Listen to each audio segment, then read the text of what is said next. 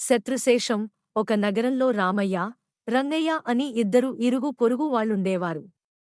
వారి మధ్య చాలా కాలంగా బద్ధవైరం ఉంటూండేది. శత్రుత్వం అగ్నిలాగా దహిస్తుందని, రుణశేషమూ, శత్రుశేషమూ ఉండరాదని అంటారు గనుక ఇద్దరికీ ఒకరినొకరు నిర్మూలించాలని ఉండేది. ఒకసారి రామయ్య మేకలు 2 కట్టుతాళ్లు తెంచుకుని పొరుగున ఉన్న రంగయ్య దొడ్డిలో ప్రవేశించి కూర మొక్కలు తినేశాయి. రంగయ్య మండిపడి ఆ 2 మేకలను పట్టుకుని నరికి, వాటి కళేబరాలను రామయ్య దొడ్లోకి విసిరివేశాడు. తరువాత కొంతసేపటికి రామయ్య గుణపం తీసుకుని రంగయ్య ఇంటికి వచ్చాడు. ఆది గమనించి రంగయ్య బాణాకర్ర తీసుకుని యుద్ధానికి సిద్ధపడ్డాడు. అయితే రామయ్య చాలా శాంతంగా, క్షమించు, రంగయ్య.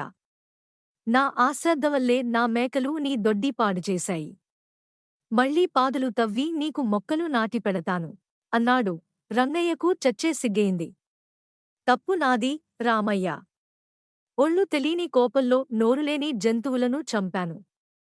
నన్ను క్షమించు అన్నాడు. శత్రుశేషం లేకుండా పోయింది. ఈ కథ మీకు నచ్చి ఉంటుంది అని అనుకుంటున్నాను.